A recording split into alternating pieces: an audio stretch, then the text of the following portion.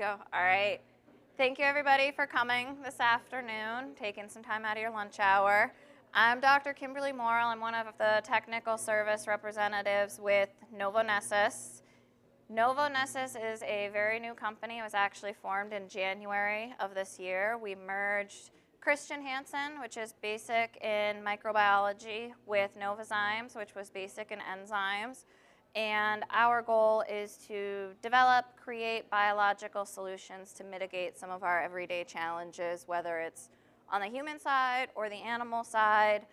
I focus on the dairy side. I focus primarily on dairy probiotics and silage inoculants. So today what we're going to focus on, have some hopefully discussion, is life cycle feeding of probiotics. How can we be using an effective probiotic to mitigate the challenges of our transition cows?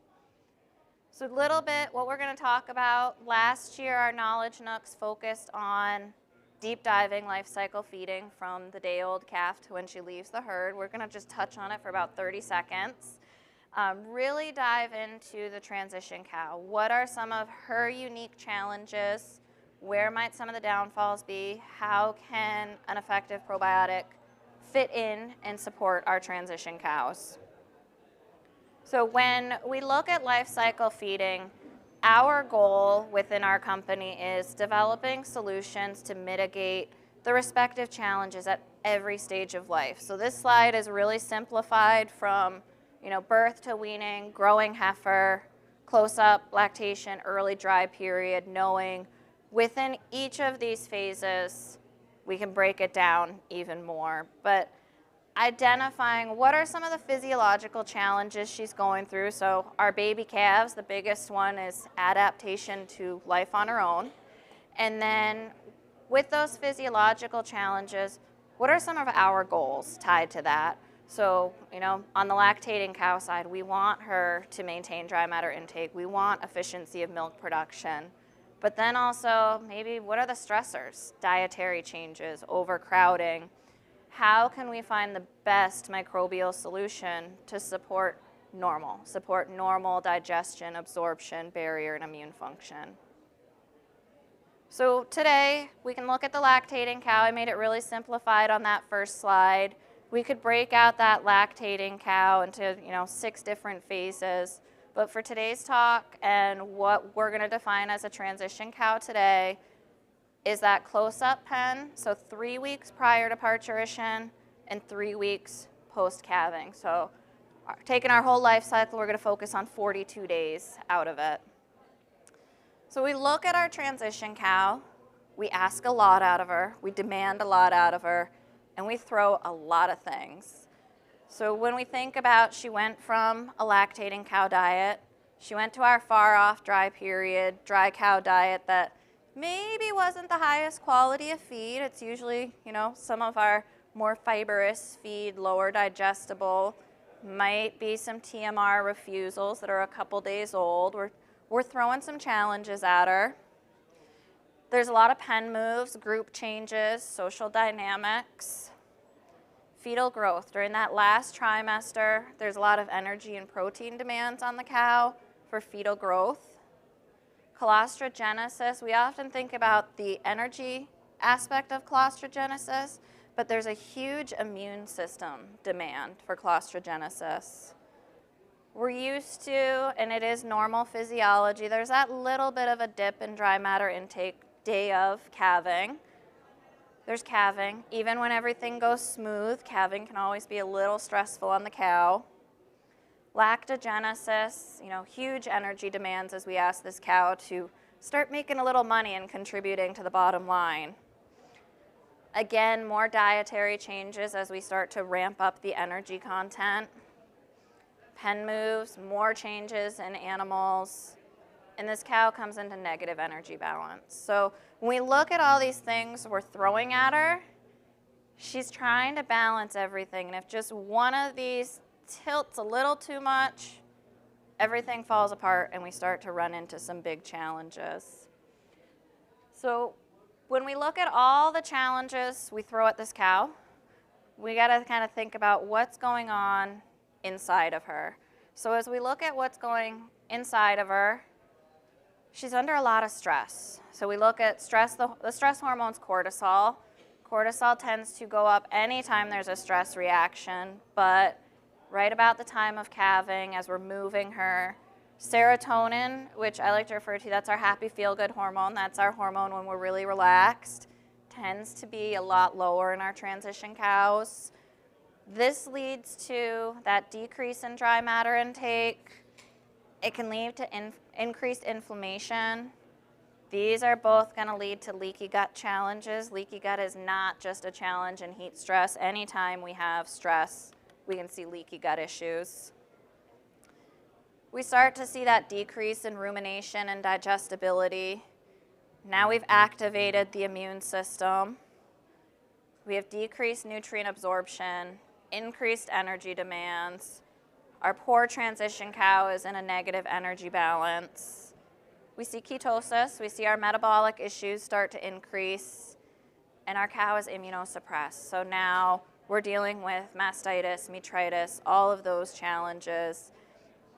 And these are from the health perspective. We haven't even talked about we're impairing lactation, we're impacting reproduction for the next year. So when we talk about feeding an effective probiotic, our goal is to minimize these. So as we talk through things, our goal is the what ifs. What if we can be reducing stress? Can we increase serotonin, reduce cortisol, at least maintain, if not increase, dry matter intake, especially those couple days prior to and immediately after calving? Supporting rumination, supporting digestion, reducing inflammation. We're never going to eliminate inflammation in our fresh cows. Calving causes some inflammation, but can we minimize it and manage it? Reduce the risk of leaky gut so we can increase nutrient absorption, reduce our risk of negative energy balance, reduce all of those kind of downhill slide. Can we get more healthy, more normal cows? So we look at feeding an effective probiotic to transition cows. The first piece is, what is it? What is a probiotic? Is it just foo-foo dust I sprinkle on top and, say a prayer to the gods? No. So what a probiotic is, it's a living organism. It's alive. We only get a benefit if the organism is alive. So it's a live microorganism that has to be administered in adequate amounts, and it confers a benefit on the animal. I look at it really simply is it's a tool in our toolbox that we can use to mitigate these challenges, to support GI tract health, to support the immune system of our animals. So as we look at how can an effective probiotic support the transition cow, we look at the different modes of action of the probiotics, the different strains within, and then how can we match these known modes of action with the needs of our cows so we select the correct bacteria that are going to be beneficial. So we're going to start with the diet. To me, this is where I like to start any time on the transition cow because there are so many dietary changes that occur. We go from, I didn't even include that lactating cow diet before we dry her off, but we go to that low energy, high fiber, probably pretty dirty ration in the far off pen. We move them up, they get a little bit higher energy, probably not ramping them up too much. And then they move into the lactating herd. And we've done a lot better with our transition cow diets, but there still is a big shift when they go to that high energy, usually high starch diet. So my question, I like to be a little interactive. Is it normal for cows to drop in dry matter intake prior to calving? You're shaking your heads yes. So grab some prizes on your way out. I don't have prizes, but there's little cow koozie things. It's normal. It is normal for any female who is about to give birth. You don't want to eat anything right before you have a baby. You might be starving, but really your stomach's not feeling that great. It's the same thing on our lactating cows. So that usually about that day before calving, we see a drop in dry matter intake. That is normal. Now what we want though is for that drop to be minimal and for them to return to normal intake ASAP. So we want to increase dry matter intake, return to normal. When we feed an effective bacilli-based probiotic to transition cows, even just for 21 days prior to calving, they have greater dry matter intake compared to their counterparts not on a probiotic. They have greater dry matter intake postpartum. And to me, probably the most important piece is they have a small dip, but they return to normal dry matter intake and then just continue to take off compared to their other cows. So we've maintained intake. Our cows are at least eating. That's great. That's step one. We're getting the food into them. We need to make sure they can still digest it. So this is going to fall into some of the rumination, digestibility piece. And that's where we want to look at how does that probiotic interact with the feed stuff.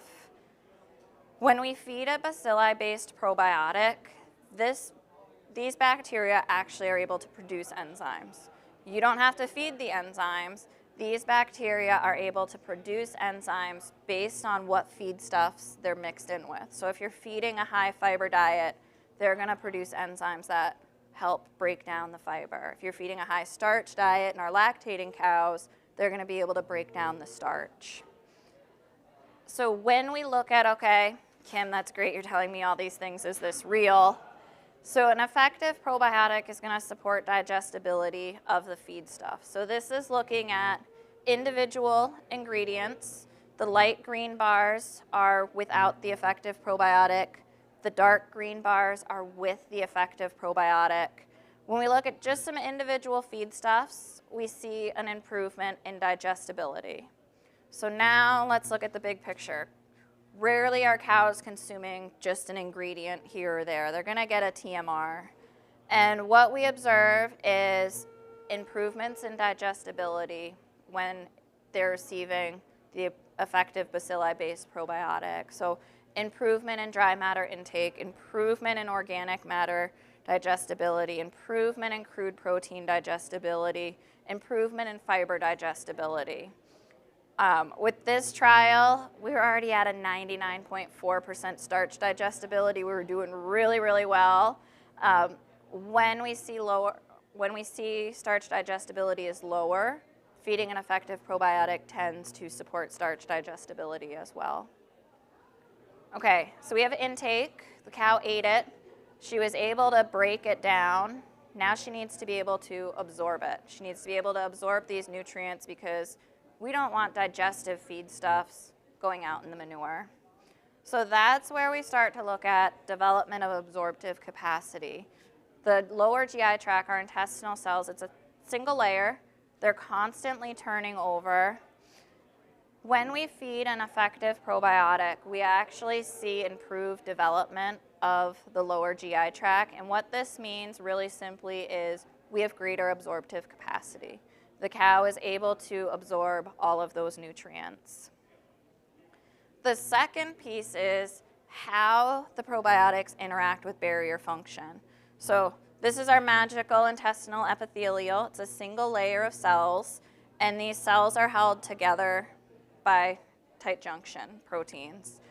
When we have stress, whether it's heat stress, just daily stress, feed change stress, pathogenic stress, these can break down, and now we have more inflammation. We can have pathogens passing through into the bloodstream in sick cows. When we feed an effective lactic acid-based probiotic, we're able to mitigate those deleterious effects. We're able to help maintain the tight junctions. So what's happening, these are some pictures from in the lab because we can't really go look at the cow's intestines today, but this is a normal intestinal epithelial cell under immunofluorescent. We've got lots of red. These are the tight junctions. This is a healthy lower GI tract. This is when there's a pathogen challenge. So we see that breakdown. We don't have the staining of the tight junction proteins. When we culture it with just a probiotic, looks like the normal one, looks good. So it's like, well, what happens when we have the pathogen challenge and the probiotic? We maintain barrier function. Feeding that effective probiotic helps support barrier function. The other piece is we've measured this. The pathogens don't pass through that barrier wall. So we've supported intake, we've supported digestibility and absorption. At the end of the day, that's great, but what do the cows tell us? What do we physically see as we're walking through? When the cows are receiving an effective bacilli-based probiotic during the transition period, we see a minimum body weight change. So when we look at both body condition score and body weight, cows receiving an effective probiotic don't have that rapid change in body weight. They also have improved milk production efficiency for the first 60 days of lactation. So we've talked about all the dietary changes. What about immune support? This is a huge immune challenge time. Cows are considered immunosuppressed during the transition period. So we're going to start with, how do they interact with the host, and focused on immune function. When cows receive an effective probiotic, what's happening to the immune system is there's some immunomodulatory effects. Basically what that means is they're able to detect the pathogen faster. They're able to respond to the insult faster in a controlled way, and then they're able to shut down that immune response once the incident is taken care of. So I like to use the example of, we don't have some of these inflammatory challenges. A little inflammation is good, but we want to shut it down ASAP once we get the infection under control. So it allows for a controlled immune response. We can also look at how the probiotics interact with the microbes. So when I say microbes, these would be our pathogenic bacteria. These are our E. coli, our salmonellas, our clostridiums. And there's a couple different ways that the probiotics can support the animal. Probably one of my favorite is it coats the gut wall. And I'm going to show you some pictures of that in a minute. So the probiotics are able to bind to the intestinal epithelial so that pathogens cannot. And then the pathogens just go out into the manure, or the immune system kills them. And what's really neat about that is it's not impacting absorption of nutrients. It is impacting our pathogens, can't bind, can't cause an insult. What this is looking at, so this is a bacilli-based probiotic, and we look at pathogen inhibition of the 4 types of salmonella. And we measure these, first we start in the lab. So we measure these in wells. The greater the zone of inhibition, that means that we have inhibited that pathogen from growing. When feeding an effective bacilli-based probiotic, that zone of inhibition is very large against all 5 strains of Clostridium. So Clostridium type A, we always think about HBS. We can look at some pathogen inhibition when we're feeding an effective probiotic. So this is probably one of my favorite pictures, favorite slides. Again, here are real intestinal epithelial versus my cartoons. And when we look at this bright white, this bright red, and this bright blue, those are the bacilli binding to the intestinal epithelium, binding to the villi. That way the pathogen can't get there. So what's happening in just the cartoon picture? These are our intestinal epithelial, these are the villi, that's where the nutrients are going to be absorbed. Green is good, green for go. Those are our probiotics. Those are, it might be a bacilli, it might be a lactic acid bacteria. They're going to attach to the villi, and now our pathogens don't have a place to bind. So an effective probiotic can compete with pathogenic E. coli, pathogenic salmonella, and clostridium to reduce that risk of binding. So we think about that. We've asked a lot from our transition cows. We asked a lot from the dietary perspective. We asked a lot from the immune perspective. We want her to give us a nice healthy calf, but she's still not done. She still has one more job before she's actually producing milk for sale. We're really greedy people when we think about this, but we want her to produce high quality colostrum. We want her to keep taking care of that calf for a little bit longer. When cows are fed an effective probiotic, they produce a higher quality colostrum. And this is looking at it from a percent Brix reading. But even more importantly, a greater percentage of cows produce high-quality colostrum. So cows not fed an effective probiotic, about 58% produced high-quality colostrum. 87% when fed an effective probiotic produced high-quality colostrum.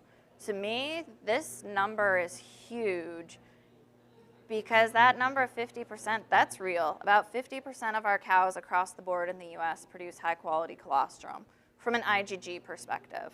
So if we can increase that number, that's pretty impressive. Now we've given that calf the best start.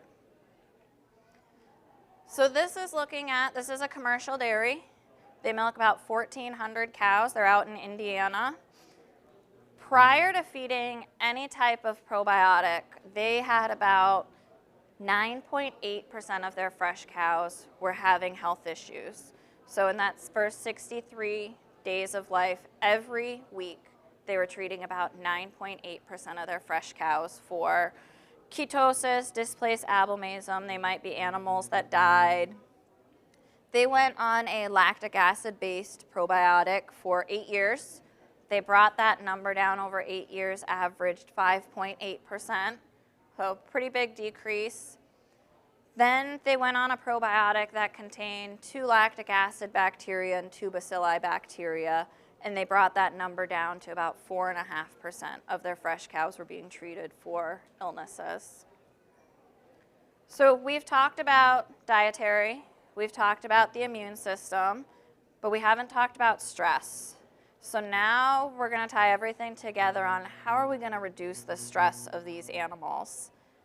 And that's where the microbiome comes into play. When we feed an effective probiotic, we're able to support a healthy microbiome. So we call it eubiosis. It is the balance of good bacteria. We're outweighing the pathogenic bacteria. We have dairy cows. There's a lot of manure around. We have to accept there's E. coli, there's salmonella, there's clostridium everywhere. Our goal is let's keep those pathogens in check and have a healthy balance. So got my little scale. We want more beneficial bacteria. So when we look at changes in the microbiome, we're really looking at how does the GI tract, how do all the bacteria in our GI tract talk to other organ systems, talk to our lungs, talk to our brains. So this is bidirectional, whether it's the gut-lung microbiome, or today we're going to kind of talk about the gut-brain microbiome. There's bidirectional interaction. So that means if we are really, really stressed, so if you've ever gone through something, went to college, you have exams coming up, you pulled an all-nighter, you're really stressed about something work-wise, and then suddenly you're like, oh, I kind of got some digestive issues going on. That is from the stress. That's from the cortisol. Same as, all right, I've been eating really, really crummy food this week. Might have had a little too much alcohol. Why do I have this brain fog? That's our GI tract talking to our brain. There's that interaction.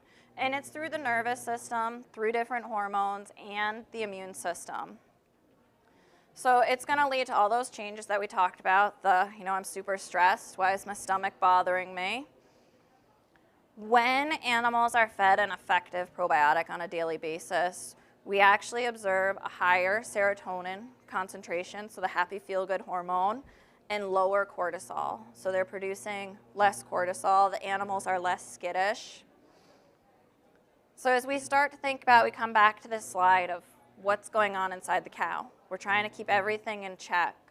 When we feed an effective probiotic, whether it's a bacilli-based probiotic or a probiotic with bacilli and lactic acid, we're able to kind of correct everything. We're bringing things a little more in balance. There's still some balancing acts because there's a lot going on, but we're able to reduce that stress. We're able to support serotonin production, reduce the cortisol, support dry matter intake, support rumination, support digestibility, support nutrient absorption, minimize that impact of negative energy balance, and minimize all these challenges at the end of the day that just take a lot of time on our dairy operations.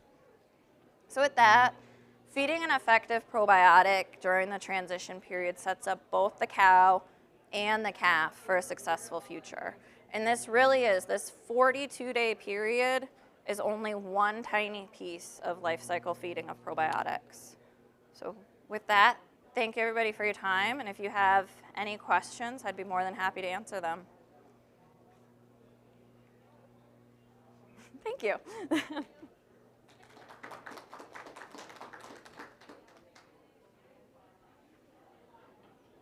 And there's